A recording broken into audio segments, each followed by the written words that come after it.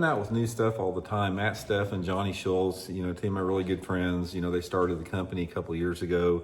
Both of them are just outstanding bass anglers and very creative thinkers, and it's reflected in the products that are coming out here.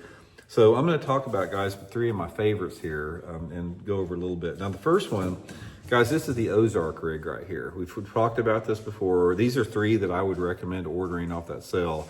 The Ozark rig basically is another way to rig a Texas rig. And the thing that's different from an Ozark rig versus a Texas rig is the way that the lead is distributed along the shank of the hook. So it makes anything that you Texas rig, like a creature bait or a worm, it sort of glides down, like that. It doesn't just drop like a rock, like a Texas rig. It gives it more of a sort of like a horizontal glide. So the way that bait falls on an Ozark rig is just completely different than a Texas rig. I really like it for creature baits, like a Zoom Z-Hog or a beaver or something like that. That's probably the best success that I've had on them, or on those creature baits like that, or even like a craw. A lot of people like them on worms, they work, but this is what I use on the Z-Hog or beaver most all the time, is the Ozark rig. Really, really cool deal.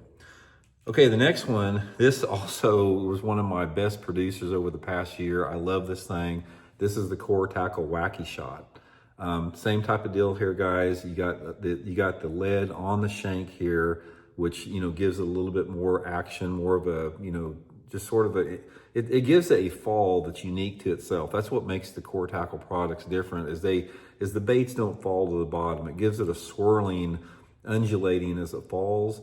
And then you got a coil right here that you can put like your Senkos or soft plastic stick baits or a trick worm, holds them in place. The fish can't even really pull it off.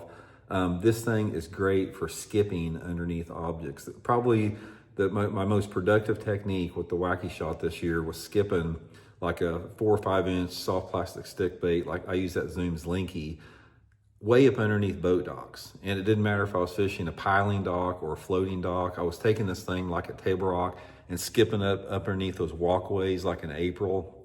Love that thing with that.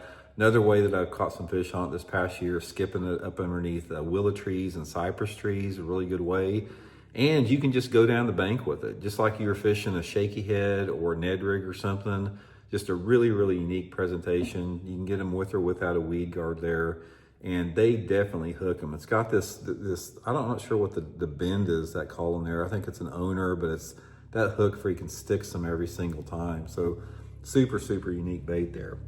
And finally, guys, you can't go wrong with just the original thing, the